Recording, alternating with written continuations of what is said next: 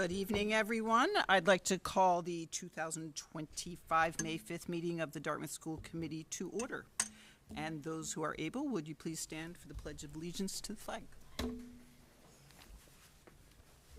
pledge allegiance to the flag of the United States of America and to the republic for which it stands, one nation, under God, indivisible, with liberty and justice for all.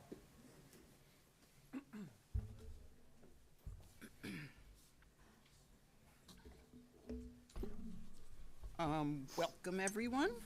For your information, this meeting of the Dartmouth School Committee will be held, well, here at the Media Center, starting at 6, just did.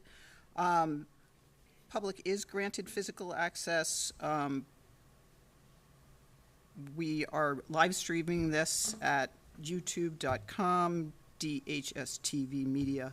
The school committee reserves the right to implement additional remote participation procedures and will notify the public if that so happens. I guess that was not entirely necessary. This meeting is being recorded and will rebroadcast on DCTV channels 9 on the following days: Wednesdays and Thursdays at 5, Friday at 6, Saturday at 8, and Sunday at 2. The meeting will be rebroadcast on DCTV channel 18 on the following days: Monday and Saturday at 12 and Thursdays at 3. And you can check us out on YouTube as well.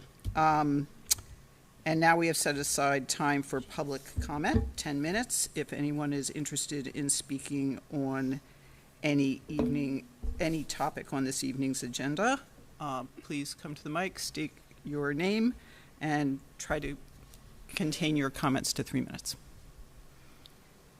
Hi everyone, I'm Robin Delafuente. I think I'm not super new, but I have 3 cherubs, wrapping up 5th grade at Potter School. Today, day 1 of Teacher Appreciation Day, I will also extend my appreciation to you all for the dedication that you have to our students in this community. I got to gush on your bride today, which she knows she's my sensei. Thank you. My teachers, as I've said in the past, are my village. They are my everything. And promise I wouldn't do that. It's clearly a very emotional topic for me that we have to even fight for our teachers the way that we do. And we all know that the budget is a pretty tense topic these days. And I would just keep it brief, and I will simply ask that we just can't be losing our teachers. That can't be the first to go. They're what our students need. Our students rely on our teachers for emotional support, educational support, all of it, as do our parents, that we're all very connected to my village of people, our village of people. We're all in this together. So thank you for your time. Let's, I would, I guess, pose, can we beg the school committee to please give us what we need to run the schools? And let's ask the school committee, you're the school committee, the select board, to give us what we need to run our schools. So thank you so much. And my Teacher Appreciation Week is all year long, so thank you, thank you, thank you.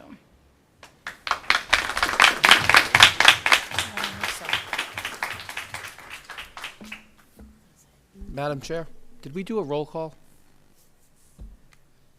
No, we didn't. Sorry. Sorry to interrupt, but just wanted to put that out there. Chris Oliver, Here. Kathleen Amaral, Here. John Nunes, Mary Beckwith, Here. Bess Coughlin. Here.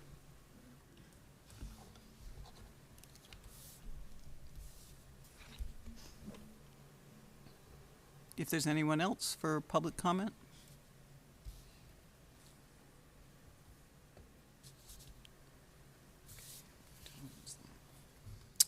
Okay, seeing no one approaching the mic, we would like to turn the meeting over to Dr. Saban McGuire for some recognition of students.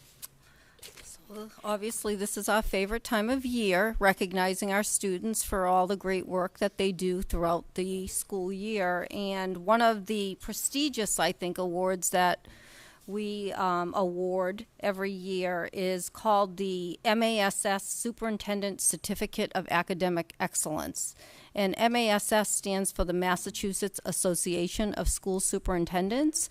And so this is an award that's given out in our 351 communities across the state. And when you think about that, it's a really select number of students who are chosen for this award, and Mr. Shea and his team of folks recommended a couple of students who I recognize here, so it's always fun for me to see those students come up and be recognized. And Mr. Shea, the certificates are at the podium, and so you'll be able to hand those out, and we look forward to hearing more about our students. Yeah, can I call Tyler and Audrey up?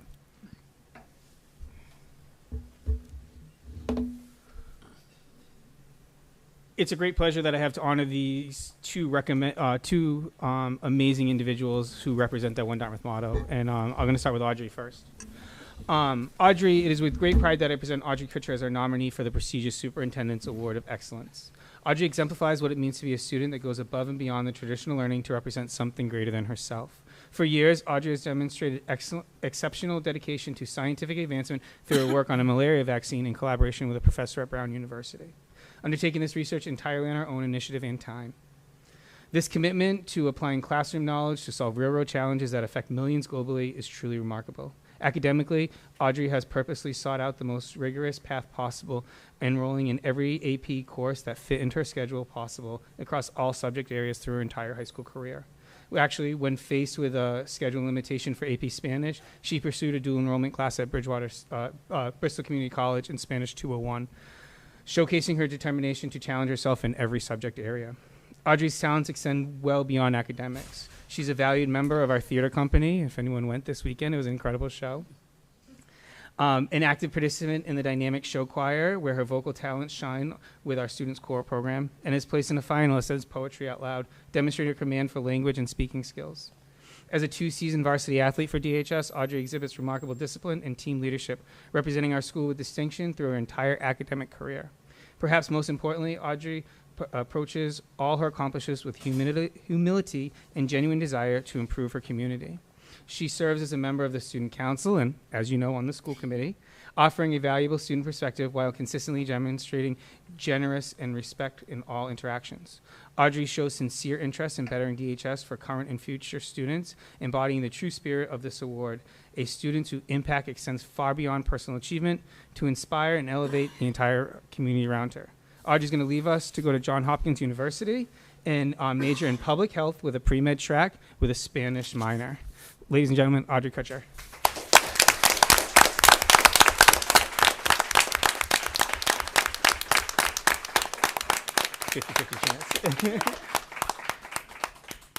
I am also extremely proud to present Tyler Ferrer as our nominee for Superintendent's Award of Excellence. Tyler has distinguished himself through exceptional academic achievement paired with dedicated leaderships on technicals and discipline. Ranked among the top students in his class, Tyler has pursued the most challenging academic path possible, undertaking an exceptionally rigorous course load, including 10 AP courses in just his junior and senior year alone, the most he's allowed to take while still ensuring he has time to meet the Mass Core requirements and also being part of the band. This remarkable intellectual capacity to balance such a demanding schedule while maintaining excellence across all subject areas speaks volumes about his dedication and abilities, all while being an active member of the DHS marching band and music program. Tyler has established himself as one of our premier STEM students, mastering 7 AP courses specifically in math and science.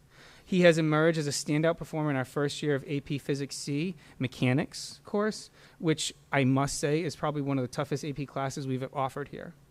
He has successfully integrated the advanced calculus concepts that are needed for that class with complex physical applications. This demonstrates a rare intellectual versatility and ability to apply theoretical concepts to practical problems. Beyond classroom excellence, Tyler has shown dedication and leadership, is a 4-year member of both our band and robotics teams. In these roles, he has taken on increasing leadership responsibilities, mentoring younger students and helping strengthen these programs for future generations. What truly sets Tyler apart is how he uses his talents to elevate others around him. Side note, I just learned this, and I think this is connected to it, is this must be him connected to being an Eagle Scout as well, and I think those characteristics come out. He's willing to share his knowledge with peers, serve as an informal tutor and mentor. Demonstrating excellence and personal character go hand in hand for Tyler. Tyler represents the ideal candidate for this award, a student whose academic achievements are matched by leadership, character, and commitment to using his talents to better our school community. Tyler will be leaving us to continue his passion in the STEM field at WPI for chemical engineering. Ladies and gentlemen, Tyler Ferreira.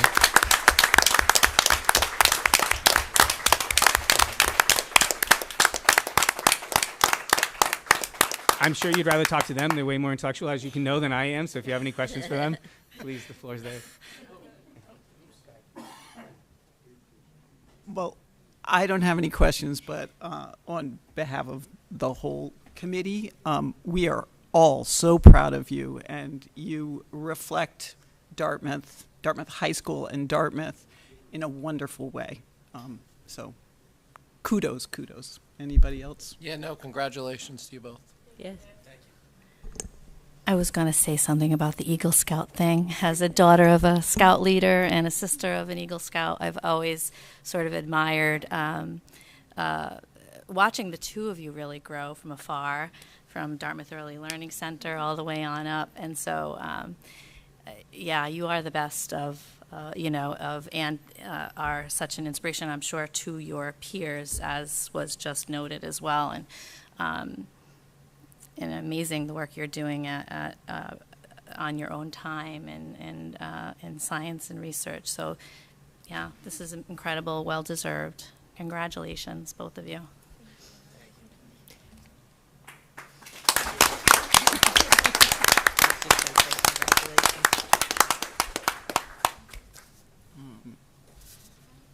So we move on to the minutes, and the chair will entertain a motion to approve the regular minutes of April 4th, 2025. So moved. Second.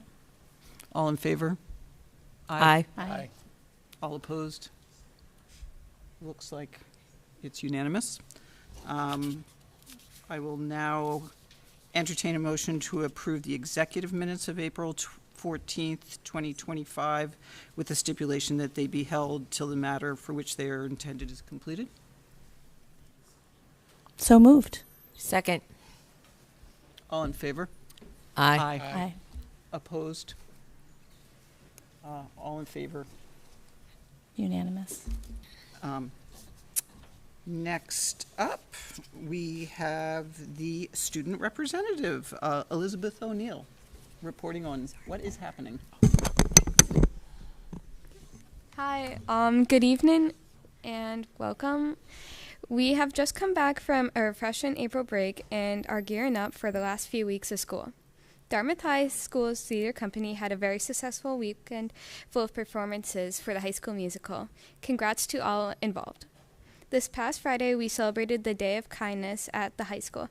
This event brought our school community together to focus on spreading kindness. Shout out to the following clubs who made this event a great success: the BSU and Allyship Club, in partnership with the GSA, the Christian Fellowship Club, and the Video Game Club, as well as the Fishing Club, the Sunshine Club, and several individual students. Junior Banquet is also right around the corner, and the junior class is preparing for a night full of fun. Information regarding the tickets will be posted this week in the Class of 2026 Google Classroom. The countdown for the last day of school for all classes is on. But before then, our students are preparing for their upcoming AP exams, MCAS, and final summatives. May is a very busy month of assessments, so send in all good luck to all of our students as they prepare. And just a reminder, our after prom committee is hosting a Wicked sing-along here at the high school this Saturday, May 10th. Tickets are still available to purchase on Parent Square. And the 13th annual Pre-K-12 art show will be held on Thursday, May 8th from 6 p.m. to 8 p.m. at the Dartmouth High School. Each school in the district will have their students' artwork on display. Thank you for taking the time to recognize us this evening. Respectfully, the DHS student representatives. Thank you, Elizabeth. Thank you. Yes, May is a busy month.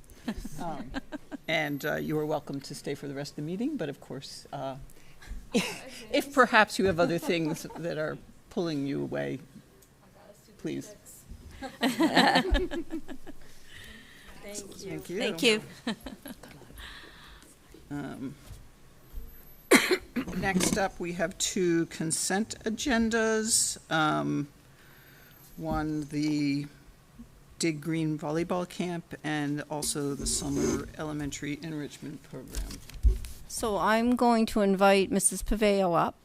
She is going to talk about the Summer Elementary Enrichment Program and some of the changes that we have had to make in response to, we've lost the ESSER funding that's funded the summer programming for the past few years, and so in response to that, we've had to make some adjustments. So Mrs. Paveo is going to talk about Good evening, everybody. some of what we're requesting from you Yes. this evening.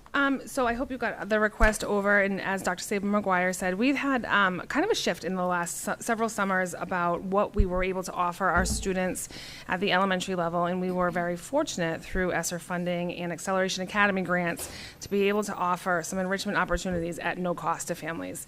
As you know, those federal funds are no longer available to us, and so we are proposing a small fee to offset the cost of offering a summer enrichment. In the program itself is sort of a hybrid of the 2 programs, where it's an enrichment program for students entering grades 1 through grade 6, so our students who are already in school, aimed at reinforcing grade level skills, to sort of help them stay in the groove, help them stay in the sort of routine for school. It's a 4-week program. It mirrors the dates and times of our ESY program. So students would attend from 8:30 to 11, 4 days a week for 4 weeks. I'm happy to answer any questions you have about that. Can you explain ESY? ESY is the extended school year program that our special education department runs. So students who demonstrate regression over the school year are eligible to attend summer school through the special education department. So this is outside of that scope. Okay. This is an optional program for students and for families who would like to keep their kids sort of in the routine of school, keep them kind of doing some academic enrichment work throughout the summer, and it is intended to reinforce grade level skills. So our kiddos who are at the end of first grade, we'll make sure that it's a reinforcement of those first grade skills and make sure that those are solidified before we send them off to second grade. Okay, great, thank you. So I'm just going to add, again, this is in response to the loss of ESSER funds, and when we think about that and we think about our budget and we start to think sort of holistically about our strategic plan, if you remember, summer programming, after-school programming, all of those things are part of our strategic plan, and moving forward, another reason for us to be having some serious discussions about the needs for the school department and how the budget is going to best be able to support those needs. But right now, in order to run this camp, we will need to ask for some financial support. On a sliding scale, of course, so our students who receive free and reduced lunch would receive a reduced or free rate. Okay. Any questions? No, you just answered my question. Okay. So we're voting on the cost of the camp, which would be $200 for 4 weeks. Yes. With the sliding scale. Yes. So a motion to vote? I'll make a motion that we approve this program for $200. Second? All in favor? Aye. Aye. Anyone opposed? Unanimous? Thank you. And so the other consent agenda is the Dig Green Volleyball, and you all got that in your packets for this week.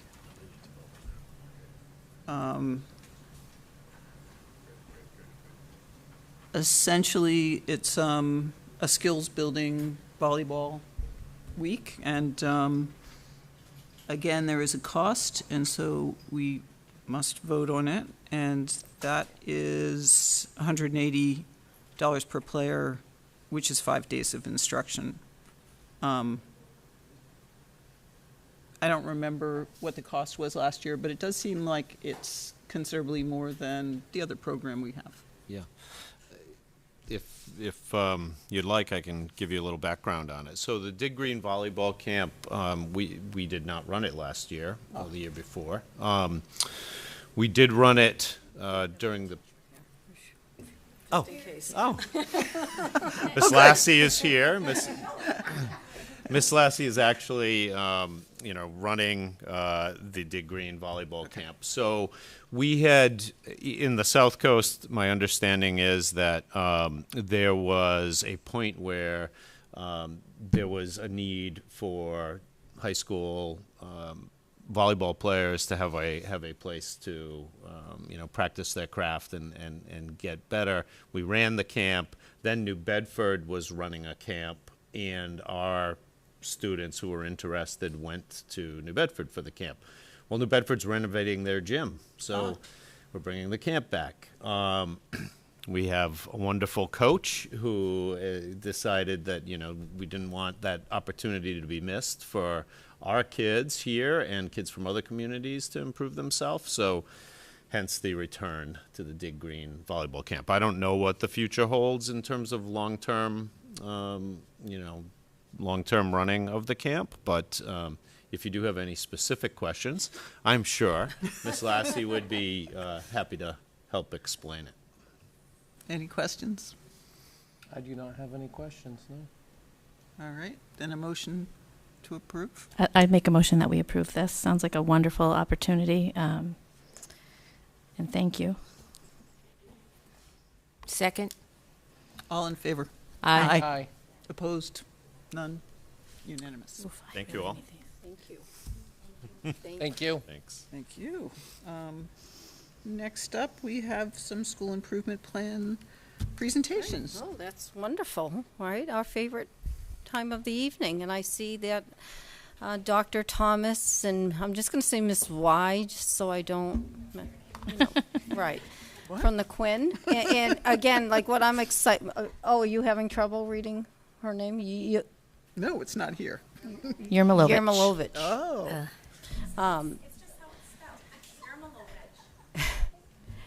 And so I just want to say, as far as the school, and I've had the opportunity to preview the school improvement plans that we'll see this evening, and I just want to say how excited I am to be able to see how the schools really have adapted the district strategic plan and aligned it well with the school improvement plan. And I'm sure that as Dr. Thomas and Mrs. Yermolovich, how did I do? That was great. I thought so.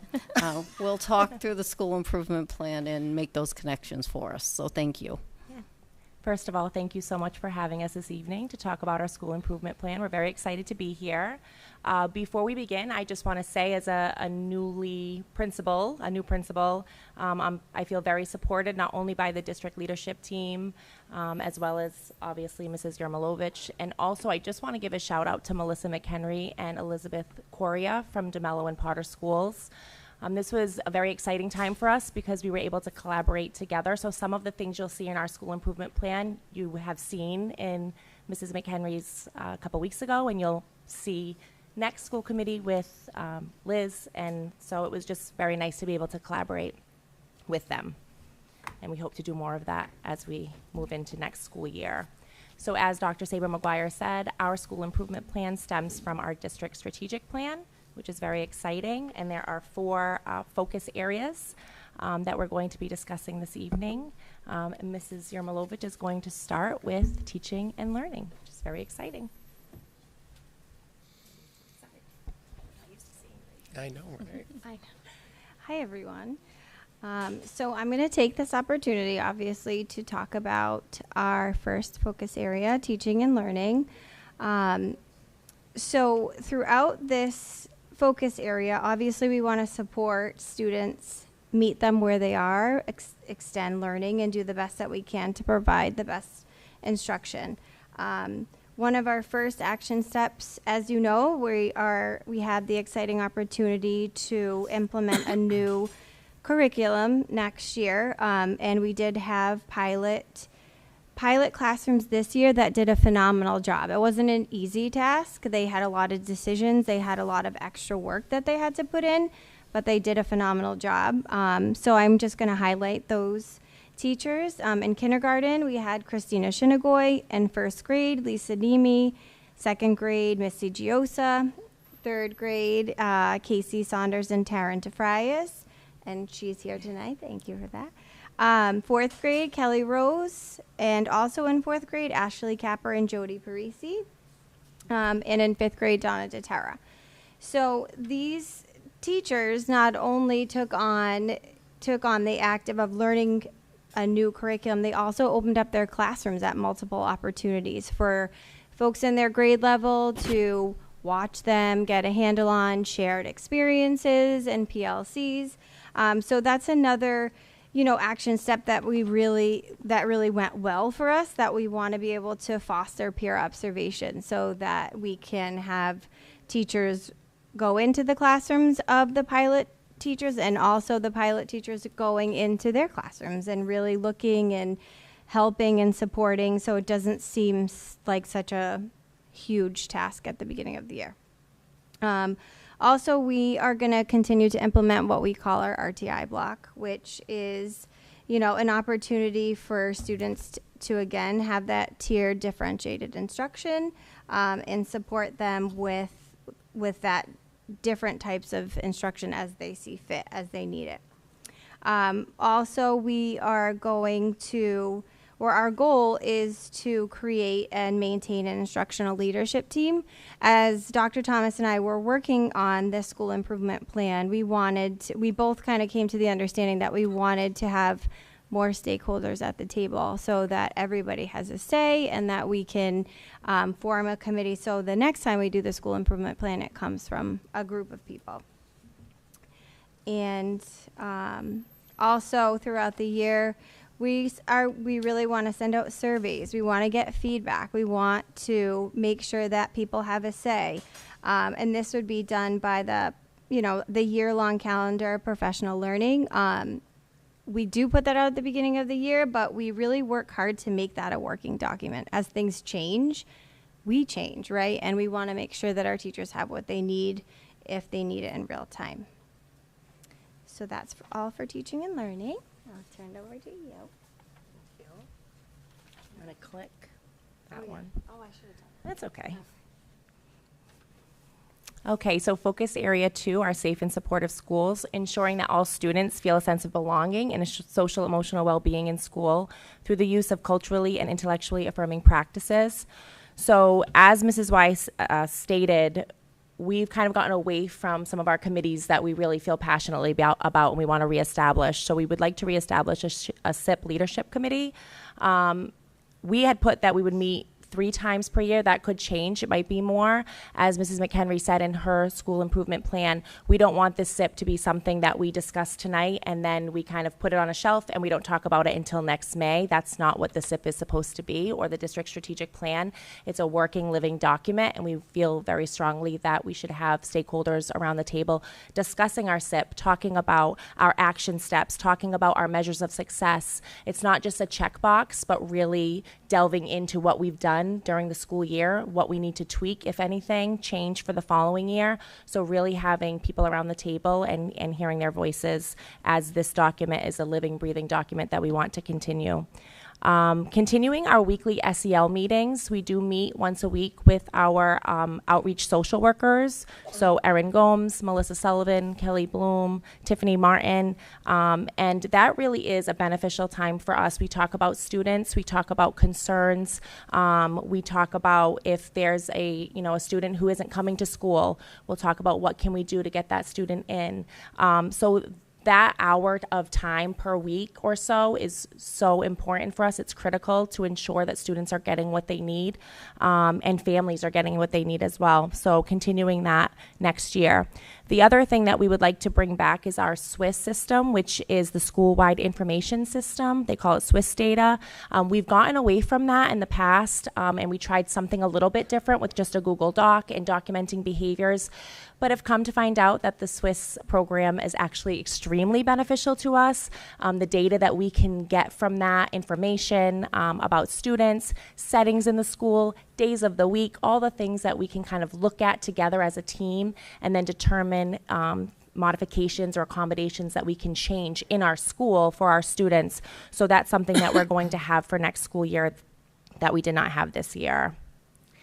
As we all know, we have an amazing 5th grade peer leadership program at Quinn. They've come here before under Tiffany Martin, again, one of our outreach social workers. But expanding that 5th grade peer leadership program is something we're really looking to do. Keeping what they're doing now, I just had 2 peer leaders come to my office today to talk to me about a school spirit day where they want to raise money for children at Boston Children's Hospital so they can buy some books at the book fair coming up. They're always thinking about how to make the community better, how to make Quinn better. So we want to keep that great boost in school morale, in that student engagement. But again, listening to my colleagues, talking with even Melissa McHenry about, you know, some of the things that she's thinking about with peer mentoring and social skills and having the older kids help with the younger kids. So really talking and collaborating with other schools about what they're doing and maybe adding something onto our peer leadership program that we haven't tried before, because we have had it for quite a number of years now. I want to say maybe like 8 to 10 years where we're kind of doing the same thing, but maybe there's something we can expand upon. So that's something we're really excited about. As far as aligning safety practices, we would like to create a Quinn crisis management team. This kind of stemmed from our district crisis team that's being led by the amazing Kim Redlawn, but really getting together with our peers and colleagues as administrators and leaders, and then bringing that back to Quinn and having our educators and other stakeholders in our school to come together, reviewing feedback, especially from our safety drills that we do, talking about, we just did that at the last staff meeting, really debriefing about our safety drills, but doing so by looking at data and having our staff fill out surveys and having that open, honest communication of how they feel those are going and maybe things that we need to tweak or change or just discuss in a forum. So that's something that we'll be doing as well. Again, ensuring all students and staff participate in regular safety drills. It's so important. We've done a really great job of that at Quinn this year and ensuring that we're doing that consistently. So that will continue and will ensure that we have a safety drill schedule for next year.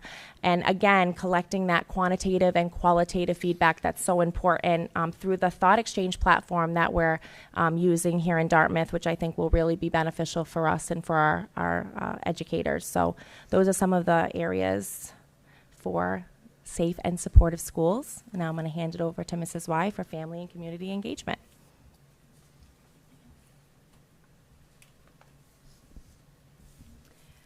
So in regards to family and community engagement, we're always looking for ways to strengthen the interactions. The way that we talk to families, the way that they are in our building, the way that they can give us feedback.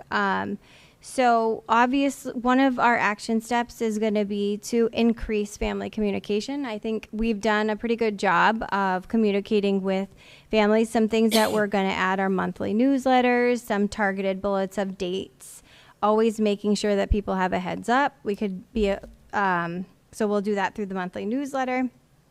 Continue to support everybody to use the Parent Square platform. The majority of our teachers do it and they find it very effective, but just to make sure that we're supporting those who want to get going with that. We also are going to restructure a school council. We really want to make sure that everybody at that table, led by Dr. Thomas, has a really clear picture of what happens at Quinn every day. This, as she mentioned, the safety drills, our procedures, our protocols, that they can bring back to the community when they have conversations with different people, or suggestions how we could change if that's something that, you know, we want to work on. Before COVID, we had a robust volunteer amount of people who wanted to volunteer at Quinn. Then when COVID happened, we kind of moved away from that, and I think that it's important to us to bring that back to life and make sure that if there are parents who want to come in and help the teachers in any capacity or help the school, whether it's helping organize the library, anything, what that would look like. We really want to push and get that message open. So with that, we do trainings and, you know, we have conversations so that everybody knows, you know, the inner workings of what happens when you volunteer at Quinn. And Also, we just want to continue to expand our partnerships with different stakeholders and organizations in the community, get them into Quinn, know that they can access the school as a hub for anybody who needs it, students, families, teachers, and just make sure that they know that our doors are always open. And I will pass it on.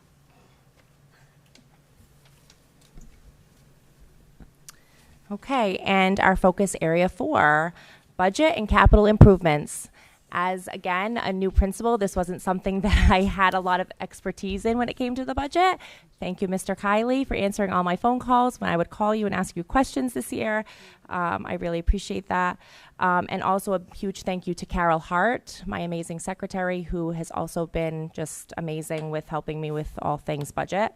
Some of our action steps to continue the work of the playground committee. This is something that we started this year in the fall, and I had a great committee. We would meet monthly and talk all about how we wanted to make some outdoor spaces at Quinn more accessible to students, and we are on the right path. We're going to continue that work into next year, but it's really exciting work and something that we want to make sure we do the right way. When you're talking about a playground, you're talking about a significant amount of money. And so we just want to make sure that whatever we do create at the Quinn School is something that makes sense for our students and also is what we envision at the end. So that's going to be exciting as we move into next year. Collaborating again with district leaders and school stakeholders to develop a comprehensive plan when it comes to our building needs at Quinn School, their impact on student achievement, as well as solutions. So again, ensuring that the budget reflects the needs of the building and supports our school improvement plan and the district's strategic plan. And then creating a meeting schedule. We have been doing that this year, again, with myself and Mrs. Hart, who's amazing, to ensure that we're reviewing the school budget and looking at our line items and making sure that we're efficiently planning and making sure that if there's anything unforeseen or anything that comes up, we have what we need in our budget. So again, big thank you to Mrs. Hart as well. Terrific. Does anybody have any questions? I have 2. Sure. How do you select the institutional leadership team? How many people do you have on that? So we don't have an ILT at this time, so that's something that we will be doing for the fall. I think first and foremost, asking for volunteers. You know, we want to definitely embed leadership in our educators, and we would love to hear everyone's voice. Of course, you can't have everyone at the table, but hopefully something that sparks an interest, knowing that we're going to have multiple committees next year that we haven't had before. So maybe somebody would want to be on the ILT, somebody would want to be on the SIP team, somebody would want to join. You know, we have still our PBIS committee and our playground committee, but just hoping that it's of interest and that it's something that they feel strongly about, that they would want to join in helping us kind of grow Quinn and make sure that it's a place that we all want to be. Great. My second question you referred to is, what is SIP? The School Improvement Plan. Oh, okay. Yes. So really looking at our school improvement plan. That's okay. No. We have so many acronyms in this. Yeah. So really looking at our school improvement plan a few times a year and just making sure that what we're talking about this evening is something that we're continuing to do and tweaking as needed. Great. Thank you. You're so welcome. Anybody else?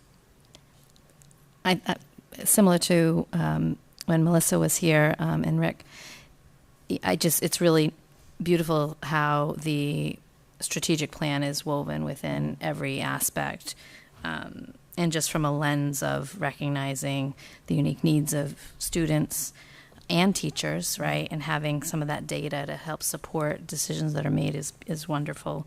I don't really have anything, just look forward to hearing as this rolls out.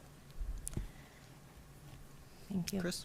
This is a great school improvement plan. I think overall it reflects certainly Quinn's needs, but also the collaboration with the other elementary schools is certainly shown here. My only question I have is, I'm just curious as to what was the reason initially why Swiss was abandoned, and now we're looking, because you were using it at one point, I'm assuming, and then... Yeah. I think for us, we were trying to find a balance with Swiss data. Along with any data you're inputting, it does take time. Sure. So when you're inputting the behavioral data and the setting and the time and we were trying to see, is there a better way, a more efficient way than Swiss? We really weren't sure. We were trying to kind of figure that out, and come to find out we haven't found that. We think Swiss actually is the better way, and that's okay. So I think we trialed something new, kind of homegrown, just to see. We kind of shared it out with who we felt needed to. So there were some benefits of having kind of a Google Doc that you could see in live time and kind of go back to. Sure. But at the end of the day, I think it was more the data collection and analyzing the data that Swiss just does so much more for you. You can print out those reports. You can look at kind of the data that it gives you, and you can go to a meeting and have these great discussions where it's a little bit harder. It's more work to kind of do that when you're just looking at a Google Doc. So I think we decided that we wanted to go back to that, and we had the blessing from Mrs. Dionisio to do so. So we're very grateful for that. Great. Thank you very much. You're welcome. Dr. Saban-McGuire, did you want to make any comments? I hope, the thing that excites me, and I know I'm so excited that Dr. Thomas and Ms. Y feel the same way, and other school folks that are involved in developing the school improvement plan, is that the district's strategic plan is driving the school improvement plan. And because of that, it's not about checking boxes or making it easier, but it's about making it make sense, and not having those documents that literally just sit on shelves. And we want to be able to talk to, our educators and our community about what the work is, what's actually happening, and then what's the impact of that work. And as we move forward and we work through the strategic plan, we look forward to coming back to the committee and having the conversations about what the impact of the strategies, the initiatives and strategies have been on student outcomes, and on obviously how our teachers are feeling about the resources we're bringing into the district that they've helped select. So I'm very grateful for how well it's been received, and thank you. Thank you, everybody.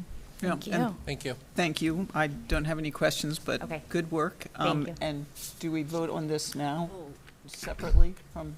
Yeah.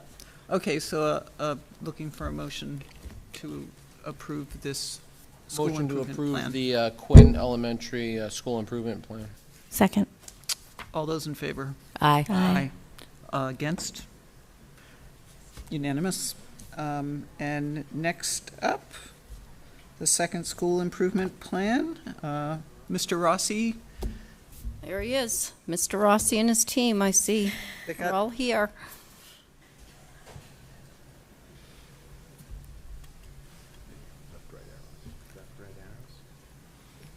Well, good evening, everyone. That is a tough act to follow. Fantastic job by Quinn. So I think we're the last school to present our SIP plan tonight, and staying in line with the district plan. We're all here to present. I'd just like to introduce the team real quick. We have Sarah Dekas, our associate principal, and our assistant principals, Sam Madden and Mark Hayes. And we're going to present to you our 4 focus areas. And when it's over, we certainly welcome feedback and any questions. So I'm going to get out of the way, and Sarah's going to take over with focus area 1, teaching and learning. Sarah? Good evening, everybody. What's up, Peter? My notes Good, fell how are in you? the parking lot, so a little damp tonight.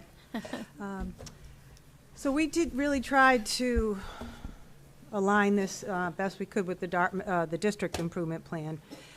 And our first focus area, I guess I should move this for you. There you go. Is that to ensure the vertical and horizontal alignment of the curriculum and instructional practices that really align with Dartmouth's Portrait of a Learner. This year we rolled out a new curriculum in science and Spanish, our world language, specifically Spanish. We did 1 unit in each grade level of the Open SciEd, and we expect to do at least 1 and 2 in each grade level next year. And it was not without its challenges. It was very difficult. A lot of the teachers were going in with limited PD, but they were very willing to try it. Again, it was not easy. It took a lot of time and a lot of effort. It requires a great deal of collaboration across all three grade levels and within the grade levels. But I think they do see the value in the long-term goals and adopting it and the philosophies behind it and truly making students work and learn in the same way a real scientist does. The Spanish classes adopted the SOMOS curriculum along with Dartmouth High School. And all three of our teachers are really enthusiastic with the increase in collaboration that they've had with Dartmouth High, particularly this year, and looking forward to working with them next year and adopting more and more of the lessons that align with the new standards. Ross and the lead teachers at the high school, as well as the coaches at the middle school, have pretty well established ELA and math teams at this point, vertical teams. I think they've really been mutually beneficial for all, 7 through 12. I would say math has been meeting for a little over a year now, and ELA we're coming up on a year. Additionally, we have several staff members that have joined the recently put together curriculum team that's going to be meeting after school. And the goal at this point moving forward will to continue in that realm with the elementary level, so that it is going to eventually be K through 12. And I had mentioned as well that the world language teams are also meeting with the high school levels, and that's going quite well. I just wanted to touch on our common assessments. That's something that we work very hard on for both pre and post tests. We have them in all 4 sub-content areas as well as our world language program. The ELA math worked hard this year, and so they have sort of a home for all of the assessments that are easily accessible in one document, which is in addition to our regular scope and sequence. With the changes in science, they're working on new assessments. We did find that with the new curriculum, the assessment piece is something that we feel we can improve on, so that'll be part of that process.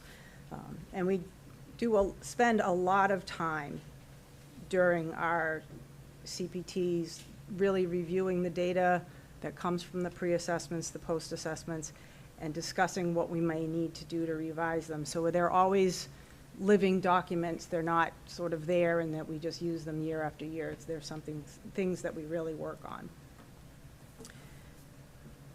Our next area I wanted to touch on is looking at student voice and choice and making sure that they're available in all of our learning experiences. I think they can be very challenging for teachers. We're so used to sort of having the control over our classrooms, but when they let go and really trust that process, they're almost always very happy with the results of what's going on and what the kids are truly able to do when we let them go. Some of the examples that we currently have that we will continue to work with, again, the new science curriculum, the students are running science circles, the civics projects and social studies, the poetry and the ELA program, project invention, our career days. They're all areas where kids really are taking the lead based on their own interests. In the science circle, sometimes kids will make a wrong hypothesis, but we don't correct them because so do real scientists, and they'll go through that whole process and be like, huh. So it's really important that you let the kids do the learning. The civics projects, and I think this year in particular, we're really proud of the work that the kids did because we really took the time to let them do the research and pick what they wanted to pick, which is required. The Massachusetts standards do not want the teachers to tell the kids what the topics are, and they really ran with it, and they really took it to another level this year, which was a great thing to see. I think evaluation season is as stressful for us as administrators as it is for the teachers. But there is a piece of it that I enjoy, because every time I do an evaluation, I learn something new from our teachers. It's hard to be in the classroom every single for every single lesson, but when the teacher's excited about something that goes really well. Last week, one of the special ed teachers was telling me about a lesson that she put together that each kid got to pick their own recipe. Could be anything they wanted, but then they had to scale it up in math so that they could feed the whole classroom. And the kids loved it. Another one they were telling me today, she was working with, in one of the world language classes, she was working on a short story and the kids weren't engaged, and the kids decided to turn it into a play. And they each played a role, and they loved it, and they were engaged, and they did beautifully. So as hard as it is, and challenging as it can be, I think that's the good part of it. And lastly, just wanted to talk a little bit about trying to make sure that we target our professional development for our middle school educators. We as a team feel the most important thing is to get the input from our staff in order for that PD to be successful. If we just sort of tell them what we think, it's not going to work. We also recognize that we have a lot of experts in our building, and we tap into them as much as we possibly can. This year we had the math teachers teaching the staff that needed it on pair assessment, also known as Edulastic. We use it for all of our common assessments. So everybody's at least familiar with it, but it's a platform that can do so many different things that people weren't aware of. So we took some time and we had them work on that. That was a very successful one.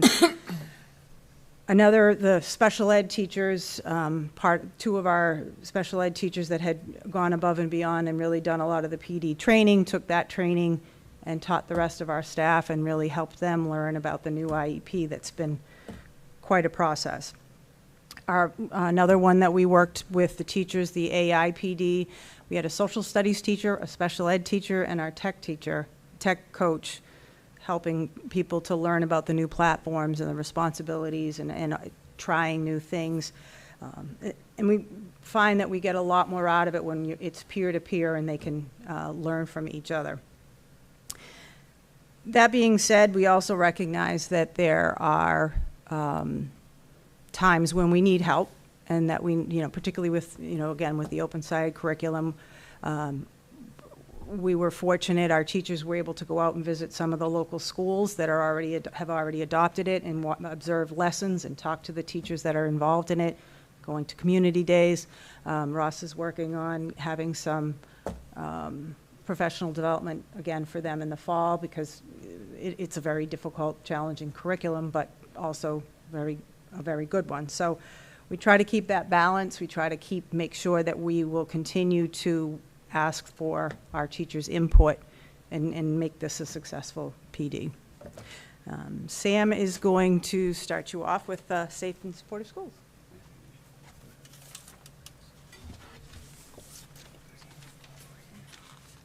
Good evening. So I'm going to speak to maintaining a strong, inclusive school culture. We are a PBIS school, so our goal is to promote and celebrate positive behavior.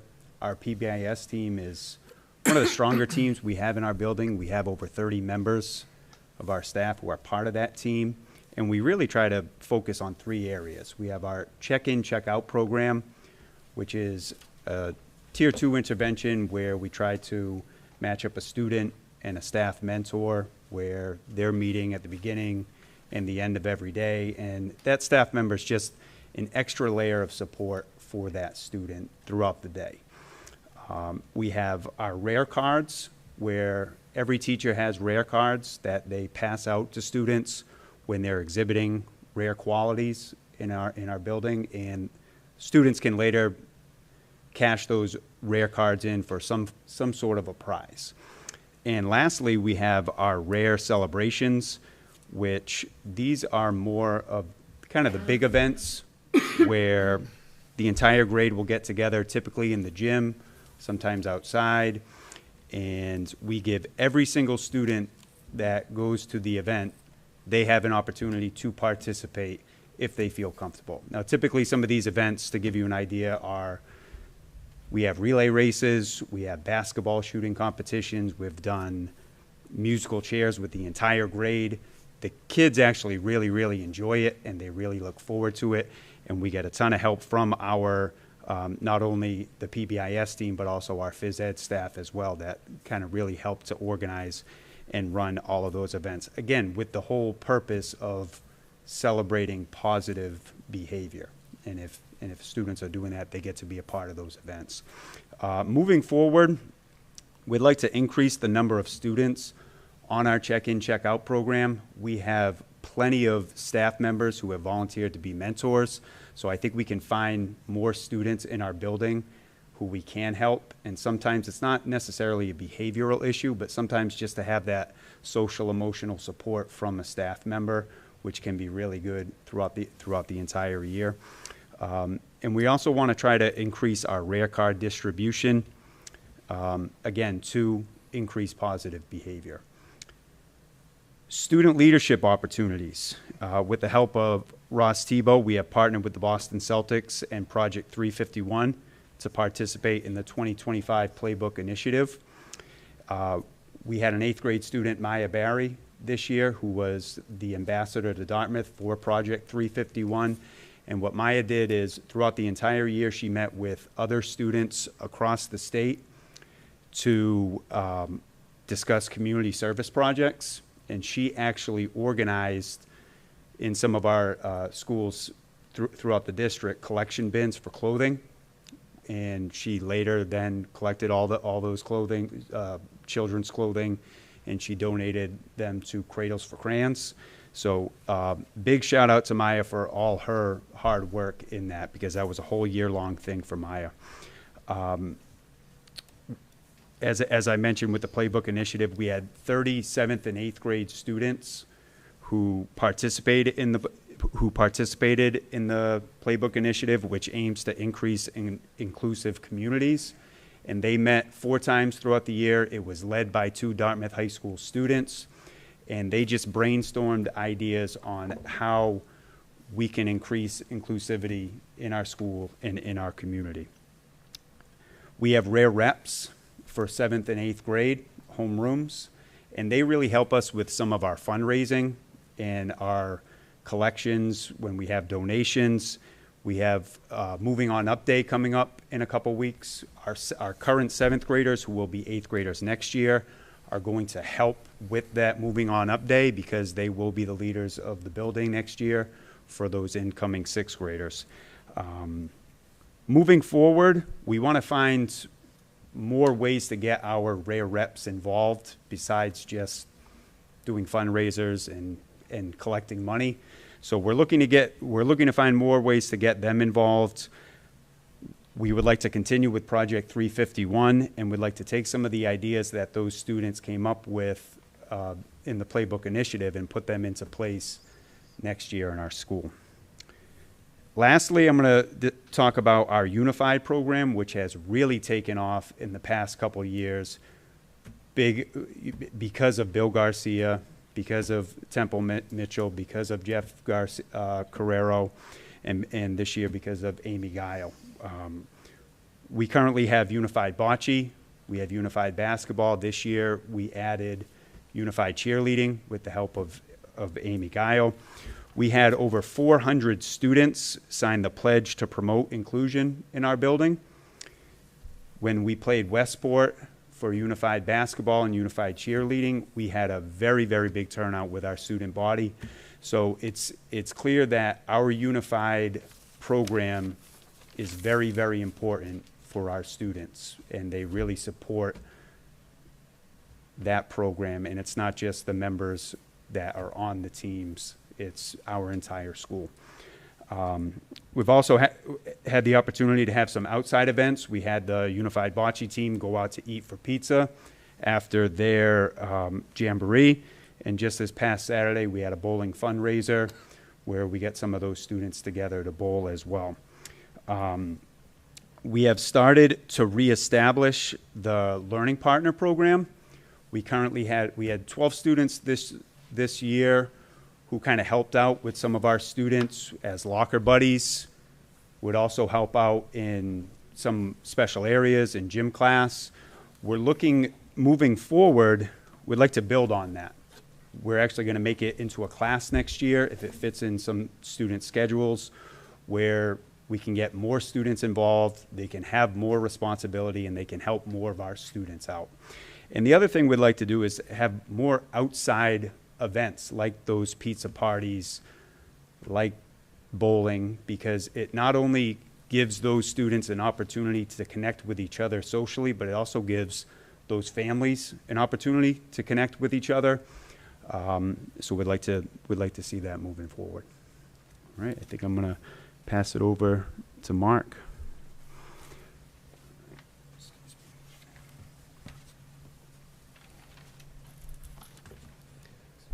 So just in continuing to speak to our student services, our student support system, our RTI team continues to meet once every 6 days, so once every cycle for us at the middle school, with a real focus on providing interventions for students, and really our most recent focus has been on coming up with effective progress monitoring that we can use to follow students as they move through the middle school and beyond, in an effort to make sure that the work that's done on behalf of each one of these students stays with them as they continue to move forward.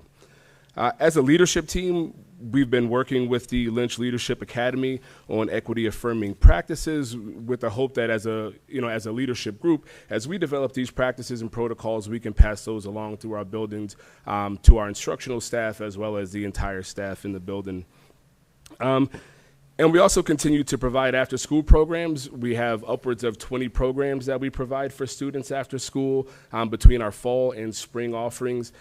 Those offerings are all driven by, some by teacher interest, but also by student interest, right? If a student is interested in coming up with a club, if they have membership or a population of students that are interested, we've been able to put those clubs on for those students and run those after-school programs. I'm going to pass it on. I'll be right. It's awfully crowded back here, moving around. I'm going to specifically speak to emergency preparedness in this part. And I know she got a shout out, but I do want to give a shout out again to the great Kim Redlawn for her work with the district safety committee. I think it's been great to really align everyone and get the schools there. And when I talk kind of specifically about some of the drills that we do, it's important to know that, drills at the secondary level are going to look a little different from the drills at the elementary school level. Speaking of drills, I can't say enough about Craig Pimentel and his team from the Dartmouth PD and also Dartmouth Fire. I'll give them a shout out. Craig has come year after year. We usually start off by doing a drill specifically with our staff, and he's always great with feedback, and we're very fortunate with the SROs we have, especially ours, Dave Tavares. They're always on hand.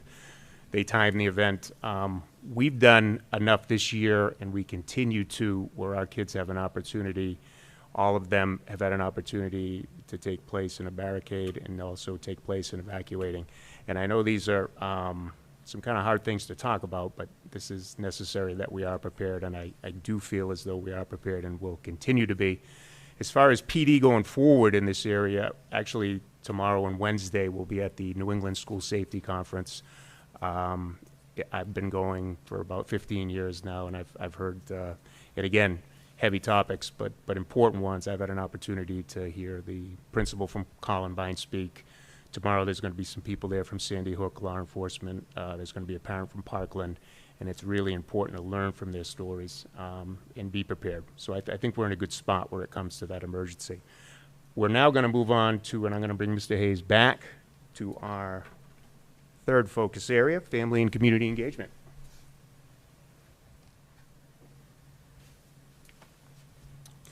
All right, so the first part of this for us is creating and offering engagement opportunities to families. And so some of the ways that we do that, we certainly want to survey our families and get their input on what they need in order to help them be engaged with our school and our school community. We continue to offer our open house twice annually with in-person options and with virtual options, so we can try to include as many people as we can in those events, along with holding our new parent orientation for our new families to the district at the beginning of the year. We also hold some family and community events, including our bingo night, our drama productions, which are always a huge hit, and those students and staff always do an amazing job. Our career day, which I'll speak to a little bit more in a bit, along with our literacy night. And then we're always open to offering, the opportunity for our families to be engaged in our parent-teacher organization. They do the crew that we have now. They go above and beyond. They do an absolutely phenomenal job of supporting our building, supporting our students, supporting our teachers, a number of different events, and that's been a wonderful opportunity for people, and we continue to offer that. We also want to be connected to the community itself, so spoke a little bit about our career day. So we've been able to run career day with the assistance of our community for over 10 years, with this year having over 36 speakers to come and address our 7th graders about possible career opportunities. And I think, and we think, one of the important pieces of that is these are the people that they see every day. These are the people in our community who are there in front of them to talk about a number of the different opportunities that they will have in their life, should they choose to pursue some of those pathways. We've also been able to host a number of guest authors with the great assistance of Laura Gardner, our school librarian. We've been able to bring in authors of books that our students seem to love. I can tell you I haven't read a whole ton of them, but the students seem to be super interested in them and super interested in the authors that come to speak to them, and that's been a wonderful deal. And then Mystika touched on a little bit our civics showcase. Students did a wonderful job of choosing topics that affect them in their communities, and we were able to have 17 groups of those students present to the staff, present to members of the community who were able to come and visit us, particularly members of the community who had specific interest in the topics that the students were presenting. And then from there, 2 groups of students were chosen to actually present at the statewide showcase, so they'll continue to do that. And also students who want to affect some specific change in the middle school, and we actually have had a group that, I don't know if that's all entirely out, but has been able to create some change in our building, coming forward. So I think students did a really wonderful job with that. And then lastly, just making sure we have open communication with our families. So we use a number of different avenues, which includes Parent Square, which you've heard about, and we're looking to increase the usage of that throughout the building. We send home parent letters, emails, and phone calls, obviously. And then also, as a middle school, and I know at the high school level as well, we use Aspen to share data with our families, particularly as it comes to students like grade data, assessment data, and such. So these are just some of the ways that we are looking to connect to families and make sure the lines of communication are always open between us and our families in our building. And I'm going to pass it back to Mr. Rossi. And I'm going to take us home with budget capital improvement. We talk about facilities. We talk about I did want to touch a little bit on recruitment and retention. I'm really proud of the staff that we have. I think they've created a culture where people feel valued there and they want to be there, and I think we attract good candidates every year. And I think if you show me a school where teachers are happy to be there, I'm also going to show you a school where kids are learning, and I think that's something that is certainly something we value and we don't take for granted. As far as our budget goes, I've been fortunate enough to work pretty much my whole admin career with Mr. Kiley. He's always honest, he's always transparent, and he's always very straight to the point, and I certainly do value that. Now, if we get to facilities, I can't say enough about our custodial staff. They do a fantastic job. We've had a number of facelifts at the middle school over the year, but if I talk about what we really need, we do need and I say this with great respect, but we need a change at 366 Slocum Road. I think it's really time to maybe think about and seriously think about how we're going to get a new building there, whether it be Dartmouth High goes there and we come here. This is a beautiful facility, but I think the kids in the town are ready for it. I also think they deserve it. And again, you're talking to someone who's spent pretty much the the majority of my life at 366 Slocum Road. I've loved every minute of it. But if you look at the plaque in the lobby, it says 1955.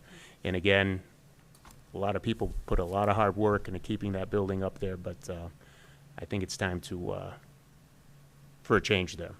And we'll leave it up to questions and feedback at this point. Thank you very much. Excellent presentation. Any of my colleagues have questions?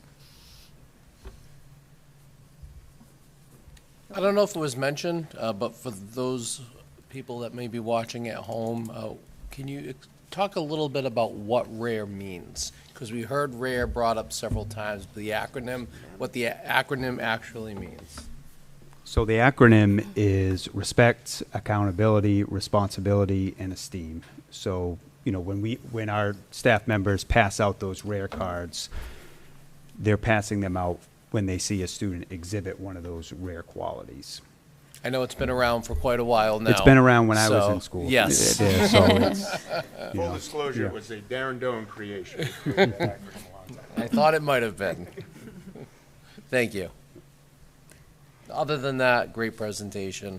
I certainly appreciate everyone taking their sections and some of the action steps that we'll be seeing in the upcoming year. If we're going in order again, we like to go in order here.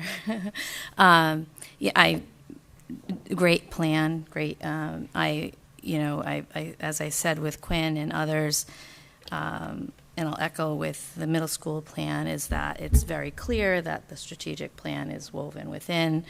I think that I appreciated all of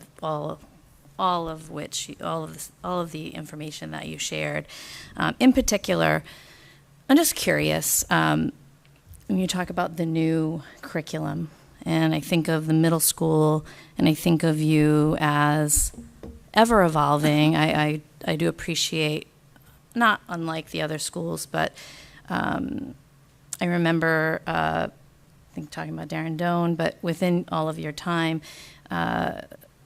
your school was, and I'm using the wrong words, was like a model, very innovative in terms of project-based learning. I think the Highland Institute, and you think about the middle school and the work that you do that I've witnessed with my children in really individualizing and scaffolding lessons.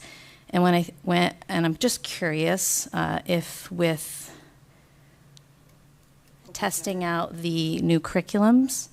I know at middle school, as you're getting older, kids are more worried about their grades, and I didn't know if there was any, I'll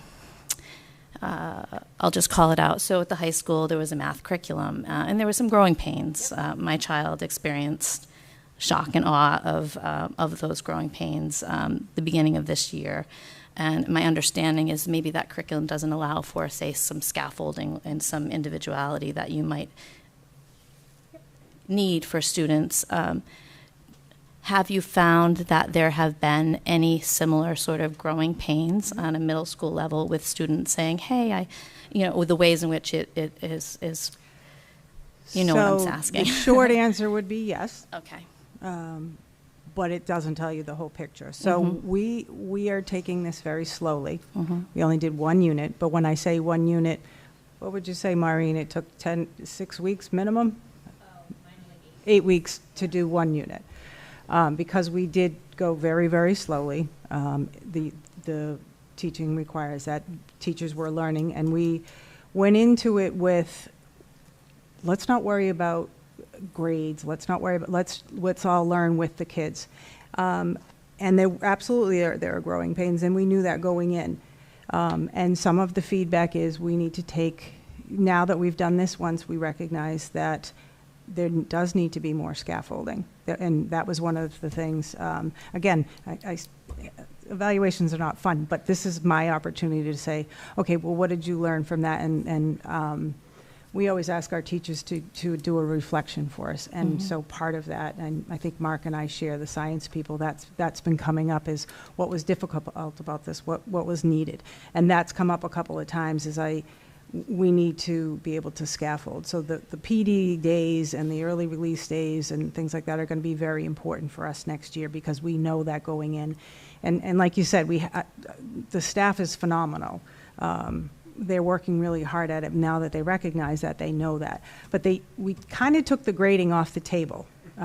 Did we assess them? Of course, but it wasn't the end goal. The end goal was to have them learn the science process and learn how to what it's like to think like a scientist. Mhm. So does that answer your question? Totally answers your question. I think my daughter wishes some of her grades weren't counted at the beginning of this math curriculum in high school. We didn't think it would be fair to, I agree. And at Thank the you end for of the that. day, We're there's all learning lots together. of ways to assess them, and that wasn't the most important thing. I appreciate that answer. Thank you. That's all I have. I have just one question about the Learning Partner Program. You talked about making it into a class. Can you talk a little bit about what will be included in that class? So, Mr. Garcia works closely with kids, and what he started experimenting with this year, he's done it before, but within our program, was the kids apply to be a learning partner. They actually, he's done a really nice job where it's not staff picking them. The kids, staff have input, but the kids actually go through an application process, just like a job, an interview, and then he helps to match the kids up. And so the learning partners are very involved. They will go into classrooms, push into a classroom, push into a gym class, push into the life skills program, and be a peer model or a coach to help those kids. So during that time, Bill had asked me, geez, can we actually put this in a kid's schedule so that, we're not pulling them out of another class, or, they're in, if someone's looking for them. So we created a section, like a trimester level, so kids can do it, experiment and do it a little bit at a time, maybe. And so far it worked pretty well this year, so that's the plan for moving forward. Great, thank you. Yeah, it would be, it's during a special area time, so maybe they wouldn't have a math lab for a term or an academic support or something like that. Great, thank you. Sure. I guess two things. I got to see the civics showcase this year, and I was totally impressed, and it was a great voice and choice component for the kids, and I was really, really impressed by that. You're talking about check-in and check-out and wanting to expand that. So do staff and teachers choose the students for that program, or do students volunteer and say, I want that? Students are often referred, and Okay. it could be for a number of different reasons. Originally, it started off as a behavioral program, but it can be a mentoring program right now. And one of the great things is, as Mr. Madden mentioned, we have a lot of staff members that are trained as mentors. And one of the things is the kids do not have them in their schedule. It's apart from that. So it's an adult in a different part of the building, and it's kind of a free judgment zone. So it's helped. And we look at kids who may be struggling in a number of different areas and refer them to that. All So right. they check it out, obviously, at the beginning of the day and the end of the day. So you're saying that you have room to expand it? We So have now room to you're expand it with just- the number of trained mentors that we have. Because as Mr. Madden said, one of our biggest committees that we have is our PBIS committee. We've got over 30 teachers on that committee. Terrific. Terrific. And a teacher wouldn't necessarily pick an individual student. It more often than not would go, say, through the RTI process, or a team that knows the child and the adults, so that we kind of match them, as opposed to, oh, I think I want to work with that kid, and that way we have. And again, to his point, we feel that it should be somebody that is completely neutral. They're not in any classes with them together, and that's been our pretty effective model. Terrific. Thank you. Yeah, just a couple of just quick notes that I took while you were talking. I want to say I was at one of your unified events, the basketball, and the gym was packed. And now it was packed with staff, certainly, and we're so grateful for our educators for showing up to support the kids, but it was packed with kids, too. And so there wasn't a seat to be had in the bleachers, and so you've really created an environment, a culture where you do see that support for inclusivity at the middle school, particularly and that was, impressive. one of the reasons why we wanted to showcase that about a month or so back. And again, the team that puts that together, phenomenal. And the rare events, I've been, able to drop in on a few of them. And again, the level of participation of the kids is just tremendous. And there's just an excitement that is palpable when you go into the gym. And for the folks, I think it's usually Rachel Lassie who's got the megaphone. But she does such a great job getting the kids, really into what's going on. And a lot of that has to do with the relationships you've all built with the kids, because they're pretty free to express themselves. And what you excuse me, when you think about middle schoolers, how they're can be somewhat reserved, and you really do see quite a bit. There's literally joy in that space. But I just also want to mention the Open Syed and thank your teachers and you, Sarah. I know that was a lot of hard work for the last couple of years, and you really invested yourself in it. And I did have the opportunity to visit a few classrooms while the teachers were engaged with that resource. And there was both like a mixture of excitement and trepidation, right? Because the teachers knew that, this was definitely a different learning experience for the students, and for them, they literally shared. It was kind of scary for them to give up some of their control, but at the same time, there was an excitement about what they were seeing in terms of student engagement and even their own engagement, and so that was really fun to see. The Project 351.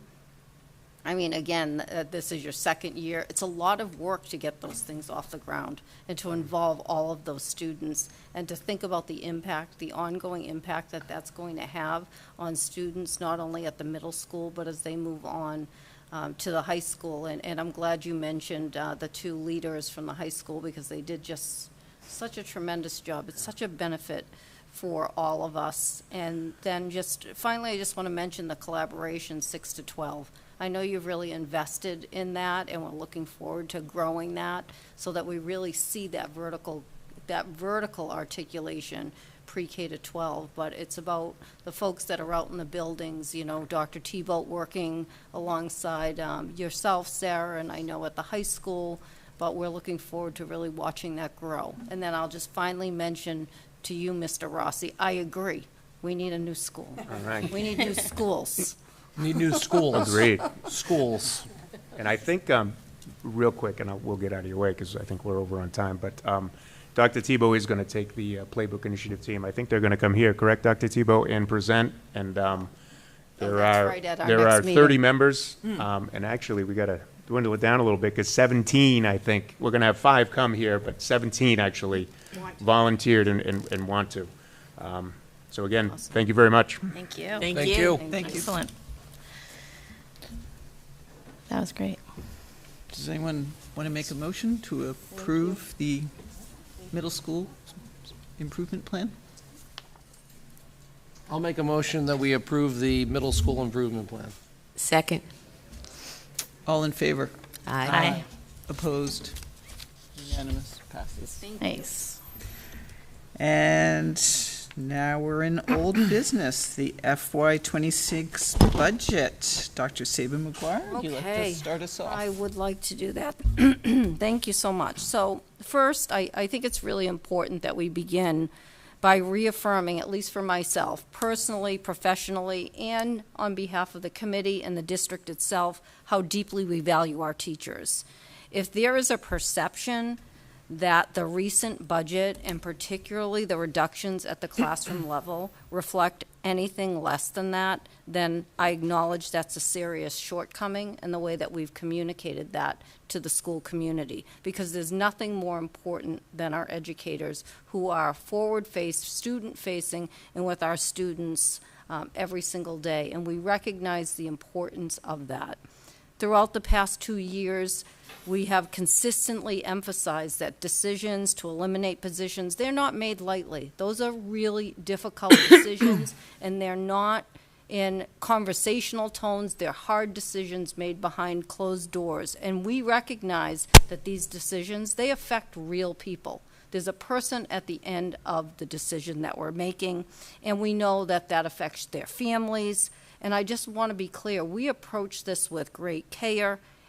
We approach it with gravity and with compassion. Our responsibility is not only to those whose positions are directly affected, but also to the impact that those kind of decisions have on school culture, at the school level, at the classroom level, and really at the district level, and we know that. And I just want to acknowledge that I understand the concerns that are raised, and we all take them seriously. It's important to us that our community knows that every budget recommendation that has been made is grounded in what we believe is in the long-term best interest of the district and the people it serves. And that doesn't mean that this year's budget reflects what we believe is the long-term best interest of the school. We believe that that's the short term, and there is a longer-term goal here. We recognize that this budget does not meet all the needs of our schools, our teachers, and most importantly, our students. We know that that's true.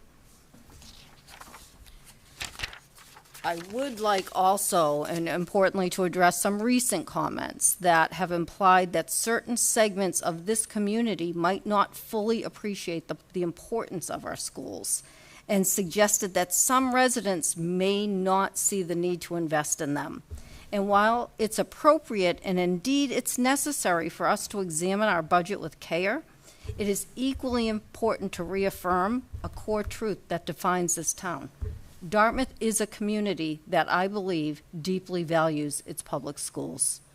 What I've learned in my time, 2 years here in Dartmouth, is that there is in fact a great deal of care and pride here, and that regardless of one's place in life, whether you're raising a young family here, you're enjoying your retirement, or you're just beginning to establish roots, there's a shared understanding that the future of this community is shaped by the legacy that we choose to leave. Our schools are not a separate part of Dartmouth. They are the heart of Dartmouth. We are proud as a community to invest in children. That's what our schools do, and that's what this community does. Not just because it affects or benefits our students today, because it reflects who we are, forward-thinking, united, committed to building a stronger future for all. Schools strengthen our local economy. Many of our educators, as a matter of fact, live here, whatever position they hold, or people who are working in our schools. They support property values. Our schools do attract families and businesses, and they foster the kind of civic engagement that make communities thrive. And that's what we want for Dartmouth, a thriving community. I would also respectfully challenge the idea that there's any community, especially not Dartmouth, that doesn't understand the value of public education. Again and again, I've seen this town show up. I've seen this town show up for school concerts, for musicals, for athletic games, for budget hearings, for classroom events. The people of Dartmouth understand strong public schools are not just a benefit for some. They are a public good that strengthens us all. Maintaining the integrity of our budget process is important, and we need to uphold the community's trust.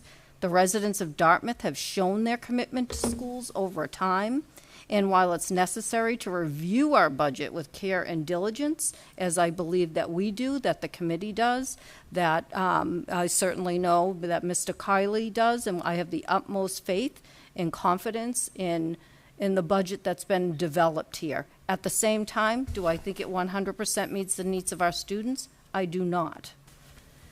Please make no mistake about it, though, when we make difficult decisions that impact people's lives and in turn the experiences for our students, and that is true. We know this, and we do all we can to protect our students because they are our most important asset.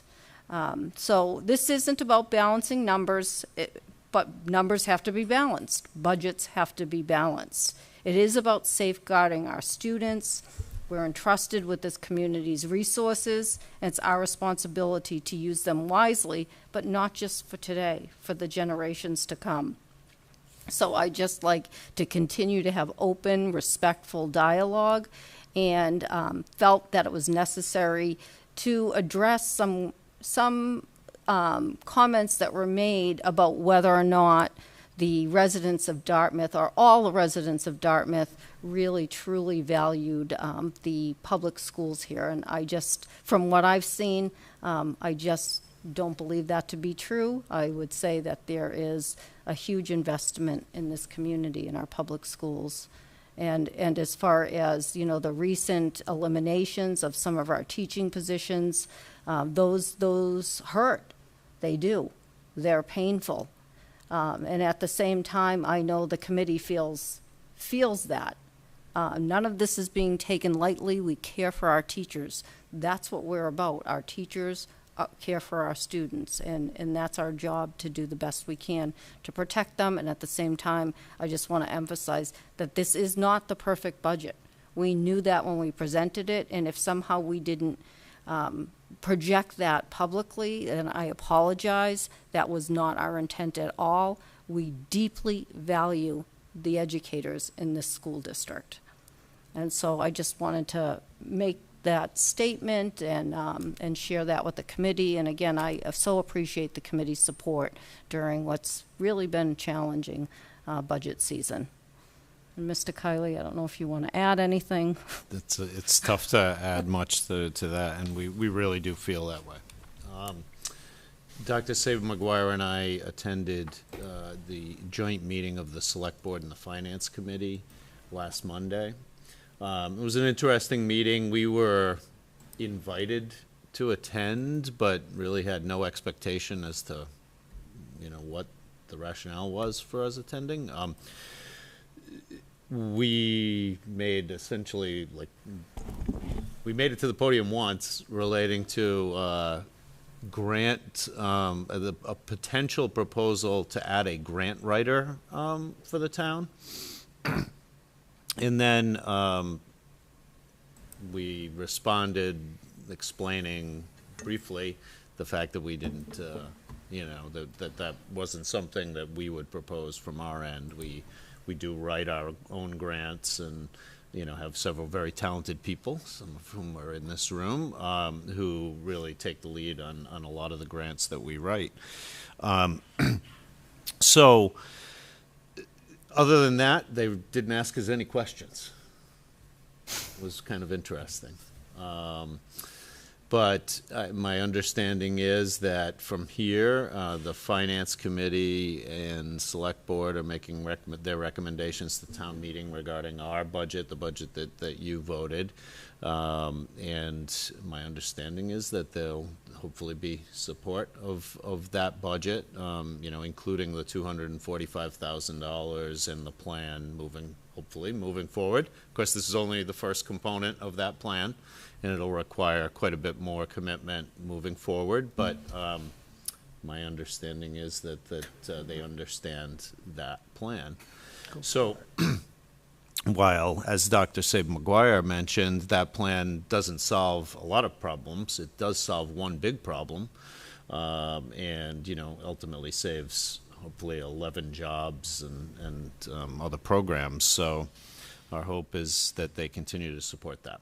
We'll know more June 3rd at town meeting. So I understand there's lots of new town meeting members, and we hope that all the established town meeting members and the new town meeting members are interested in supporting schools, and hopefully we find that out on the 3rd. So.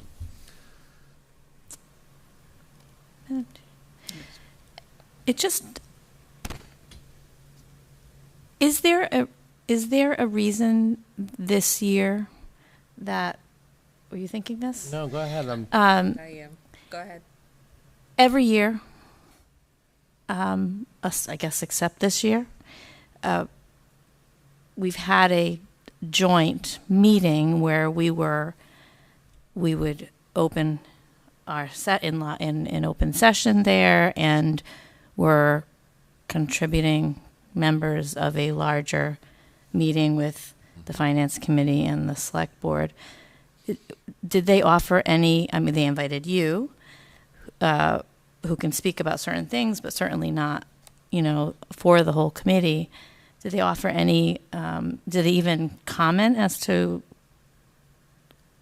we're not doing that this year, or it just didn't happen? No, they didn't. As you said, we have had, for a number of years, have had a joint meeting of the bodies, and for whatever reason, they elected not to have one of those this year.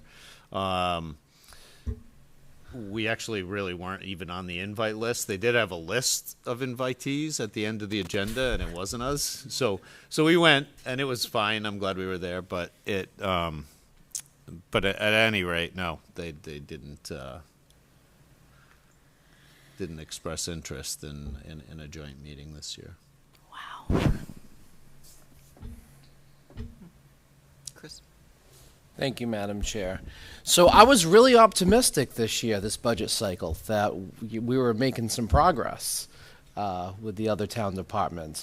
So I have a couple of questions that I'm going to try to stay on the rails for. The first being, I'm just curious, Dr. Saban-Maguire, you were very passionate when you spoke this evening. Are you able to share where some of these comments are coming from? Well, yes. Well, some of them came from that evening, and then there was another finance committee meeting held in April that I watched some of and heard some comments made about, the school department and the suggestion that we needed a third-party auditor, and that perhaps we needed that, and that I also heard one of the members talk about whether or not we have given equal voice to folks who may or may not feel the strong need to support schools. Okay. And I'm paraphrasing, so sure. Just know that. So, first of all, as a 12-year member of the school committee that just got reelected for another 3 years, I'm not going anywhere. So, through the chair, I would like to make a suggestion that we demand a joint meeting with the select board. I would ask that the school department reach out to the chair of the select board, Heidi Brooks, and I'd like a joint meeting set up with both boards, because this is unbelievably upsetting that the largest budget in this town was left out of the financial planning process. It just blows my mind how the same voices year after year after year ask the same questions year after year after year and continue to question this school department and this committee as if we're doing something wrong. I'm fed up with it. I'm fed up with some of the comments that are made. I thought that's where they might be coming from. It is extremely disappointing that this is the road that we got to go down, but I would like to request, I don't know how the rest of the committee feels, but I want a voice at that table. I need to have a conversation with some of the elected and appointed officials in this town as to where these comments are coming from and why are they being made. Seeing heads go up and down, so there's an agreement there.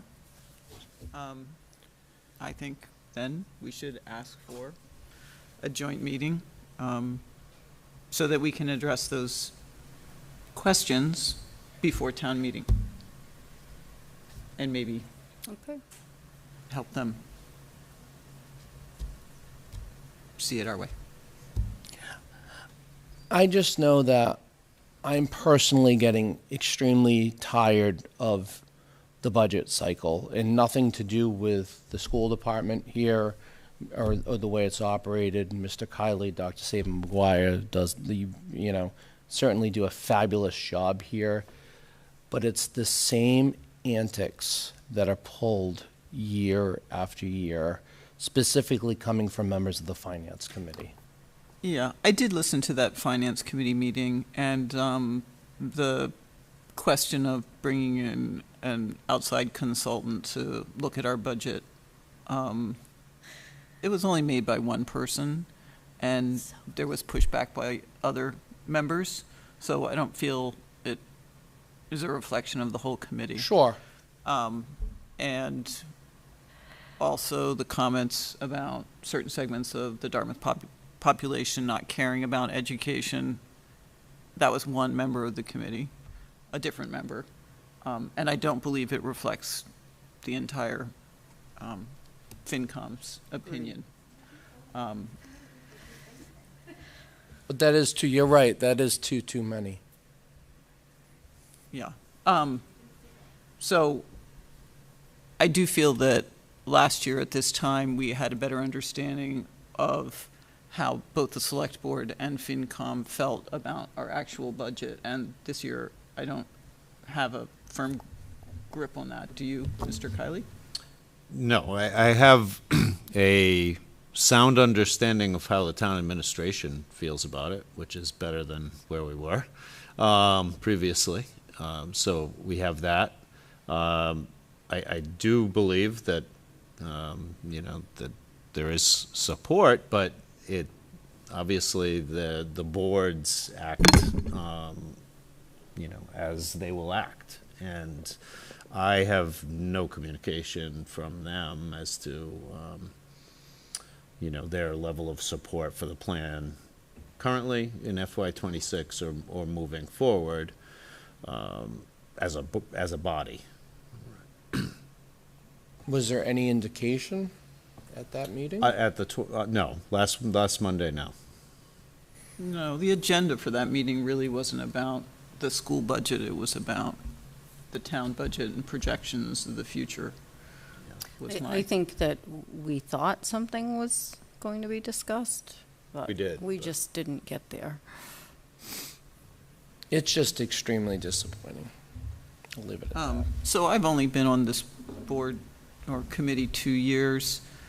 And I know last year we had a joint, but I don't recall the year before whether we did. And Yes. has that been something we've always practice. done? It's been past practice, Okay. yes. Then I don't think it's unreasonable to request.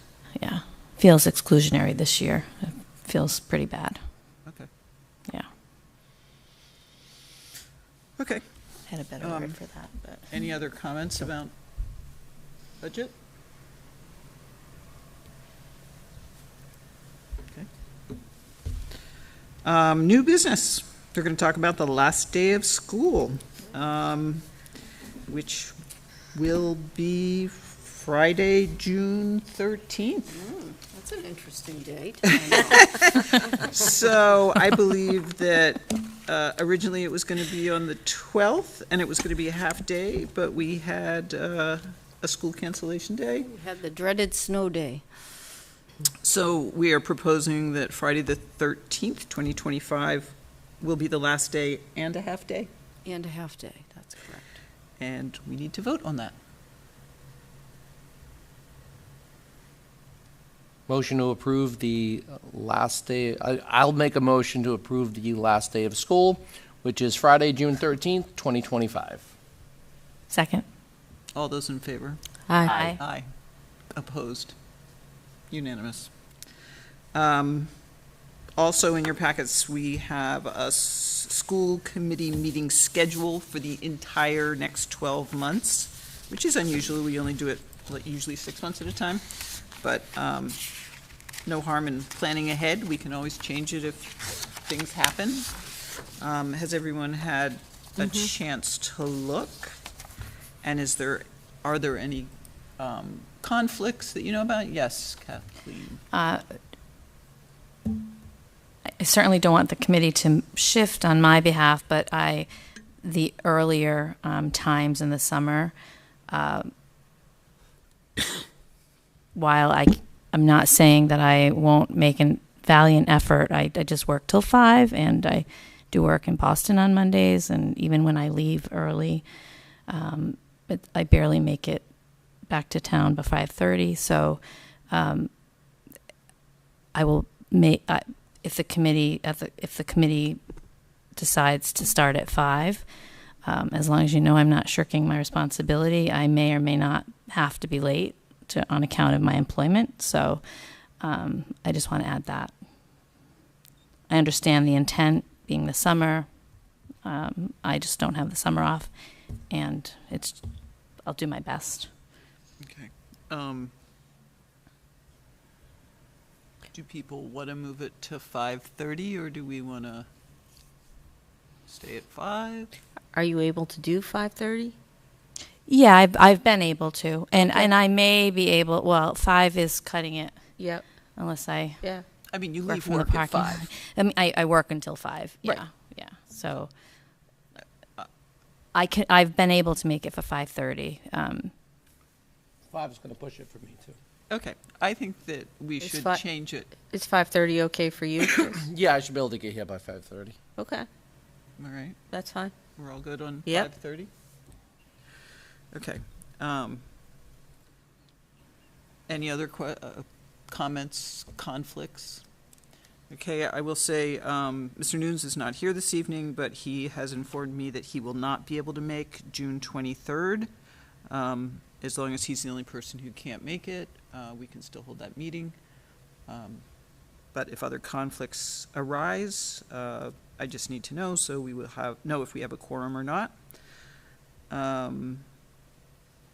Also not on the schedule, but a thought is perhaps we would do our summer retreat on August 18th, as we only have one meeting that month. We don't have to decide on that tonight, but because you didn't have time to think about that one. So other than switching the times to 5:30, I don't see any changes from what we've written down. So I don't think we need to vote on that, or do we? No. All right. I think that'll work.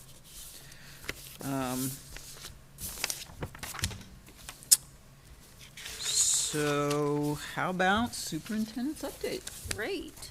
I'm actually going to start off with by inviting Mrs. Denisio up. She's going to share some information about what's going on in the early childhood world. Excellent. Hi. Last time I was here, I think I was talking to you about some changes in the preschool program. So we, decided to institute half-day preschool for 3-year-olds and remain with the full day for 4-year-olds. So it's a little bit like planning a party and then you don't know who's going to show up. So we had preschool applications and we did our lottery and people showed up. So it was very exciting. Obviously, it was a big change, and families had to sort of adjust to that, but not too many complaints so far. We had a total of 69 applications. We were able to fill 18 3-year-old peer partner slots and 25 4-year-old peer partner slots.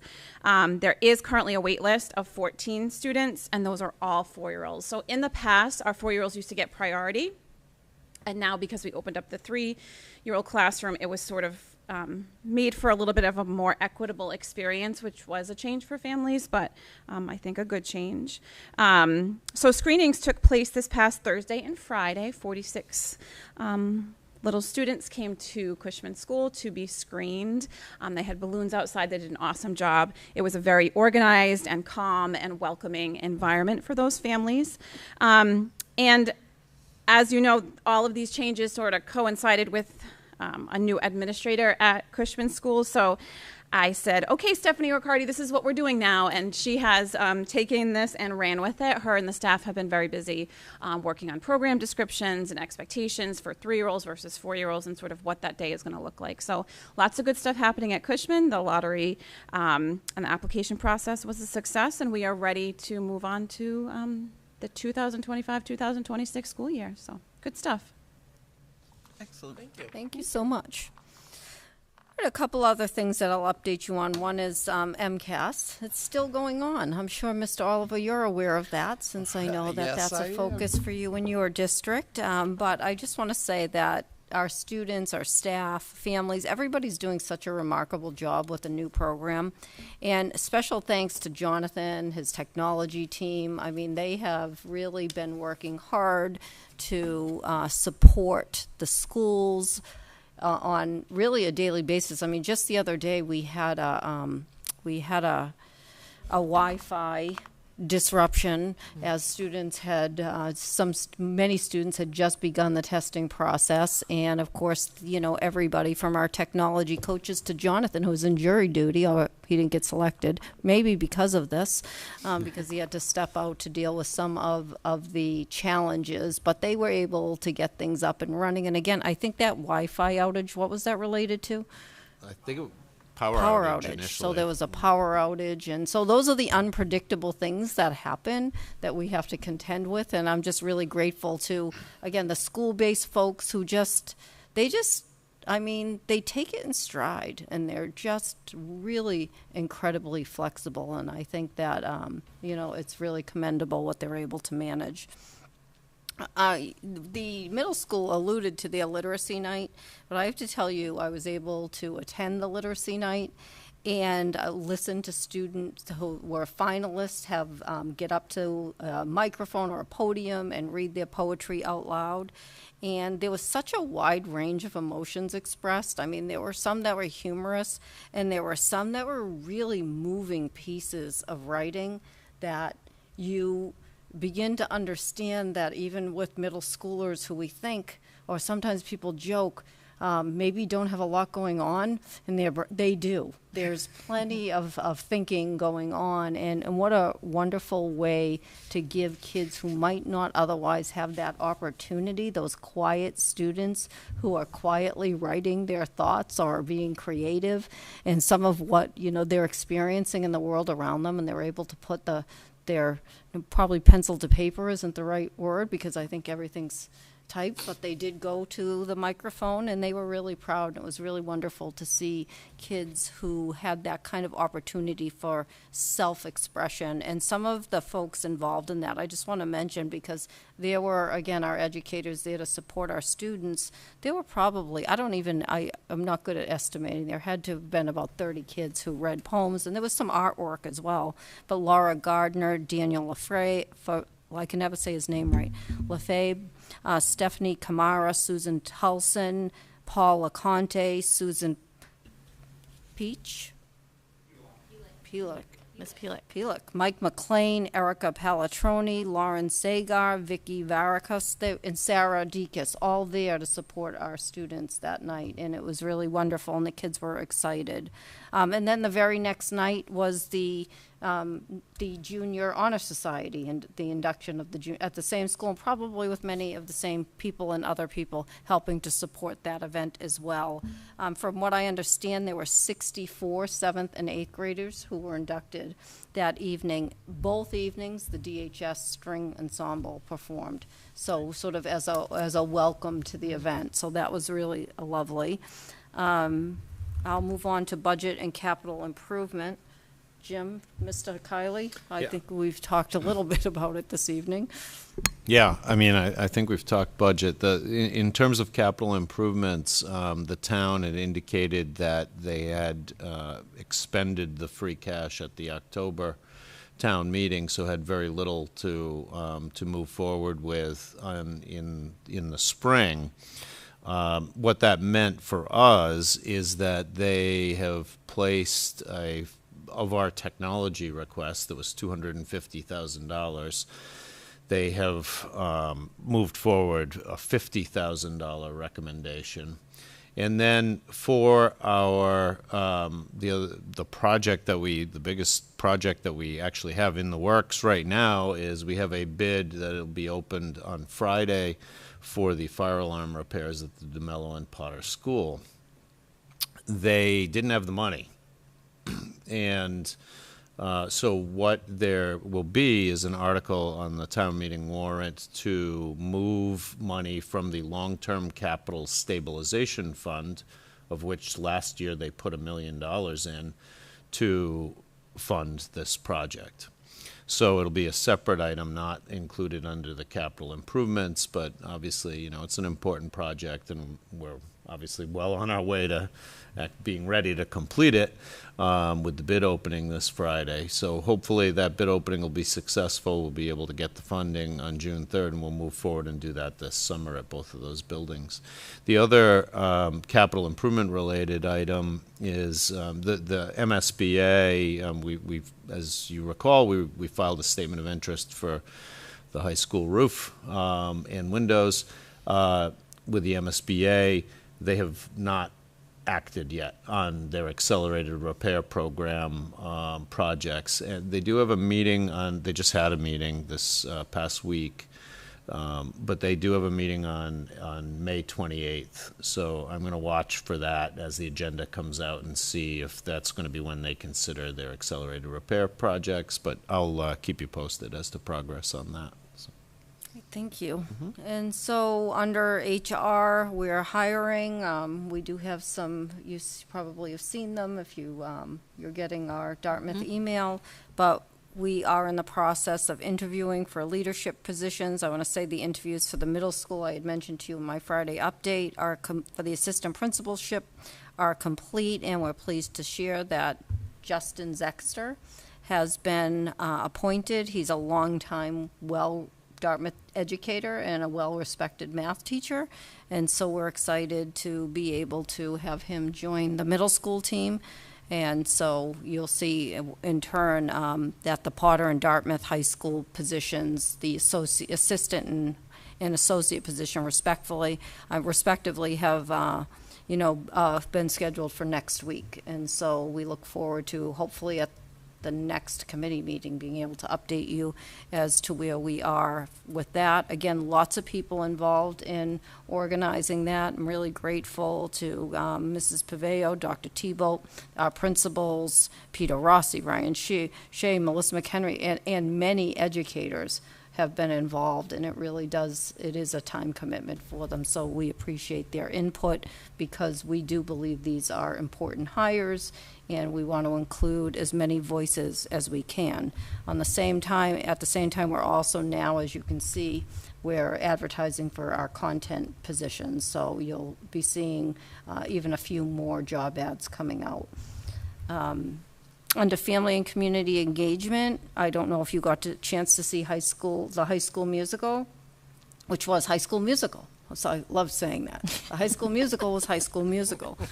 So for those of you who got to see it, I'm sure you joined me in saying it really was a spectacular event. It was just so fun, and it was so uplifting, and the whole theme of the show couldn't have come at a better time. We're all in this together. I've been singing that over and over and over again, just to ground me and remind us all. But the theme was about different groups, athletes, academics, theater kids, and just represented from many groups and how they came together. And from what I heard from the director, I did get a chance to talk to Dennis, and he said it was just such an interesting experience and new for him and unique in bringing just that, all those different student groups together, and to see the relationships that they formed and then what they produced that night was just so fun to see. And again, corny, I'm just going to say, but we're all in this together, and it was like an opportunity to say, we are one Dartmouth. And it was obvious. And then under safe and supportive schools, I would mention the Day of Kindness organized by Christina Fonts Callahan at the high school. I know Mary Beckwith had a chance to go and see what, I don't know if any others did, but there were multiple clubs, groups, really fun activities that the kids had set up at their tables to talk about sort of what their club was about, and at the same time to engage their fellow students. And I saw lots of students out there interacting and visiting those tables. So, and I don't think it was all just about the candy. I don't. There was some good candy. There was some good candy. But, I mean, those are the kinds of things that we really think are when we talk about safe and supportive schools, right? There's the safety that kids from a really diverse backgrounds were there, and they were talking about themselves in their groups, and really went along with the theme of High School Musical. So I understand there was a 5K race here on this past Sunday. I wasn't able to make that. I don't think I would actually make a 5K race, so I'm not sure that would have been a good idea anyway, but from what I understand, the community really showed up. And one of the things I would mention about the musical is I was here Friday night. It was packed. And talk about representation from the community. It wasn't just students and their families. There were plenty of students and their families, but I saw people from all age groups at that musical. I saw people who did not have kids up on that stage, and they were there to come out and enjoy what truly is just a wonderful opportunity to see talented students from their own community. And it was just so much. It was just like one of those, it was just really fun. You left there feeling this sense of just hope. So that's my report. Thank you. Thank you. Thank you. That's great. I believe we all got a email about the athletic department updating their policy handbook. The handbook. So Mr. Nunes did show some interest in doing that, and I just want to make sure that nobody else wanted to arm wrestle him for that position. Motion to approve, John? Second to approve, John. Okay, I don't think we have to vote on it, but I just wanted to make sure that everyone was happy Yes, with him yeah. representing us for the Yes, revision of very the happy handbook. with. Okay, very good. I had a minor interest, and then I realized, oh no, that's a John thing. He's it's good for he can do. He that. responded so quickly that It's mine. Okay. I was like- Okay. We support him. I also wanted to just mention that the joint conference of Mass School Committee and Superintendents, the dates are November 12th to 14th. Just put it on your calendar and think about whether you're interested or not. And really, that was all I had. Anybody else have any updates? Oh my goodness, I have one more thing. Oh my goodness, I your time do. is up. Unbelievable, I'm sorry. It's Teacher Appreciation Week. Oh, that's So sad. I just want to say, I know I had a note, teacher appreciation, so we just want to say how much, again, going back to my budget statement, how much we appreciate our teachers. Sorry, I think I talked out of turn, so, but fine. I had to go back to that. Because, Understood. And we have our new edition of the Dartmouth Compass coming out, I think tomorrow, and we will recognize our educators. So thank you to all our teachers. We appreciate you. And I believe the entire school committee would like to reiterate that. You're the bedrock, and our students can't learn without fabulous teachers, and our students are thriving. They're doing really well with a lot less than other communities, and we owe that to the teachers. So on behalf of the Absolutely. whole committee, I would Yeah. say thank you. Yes.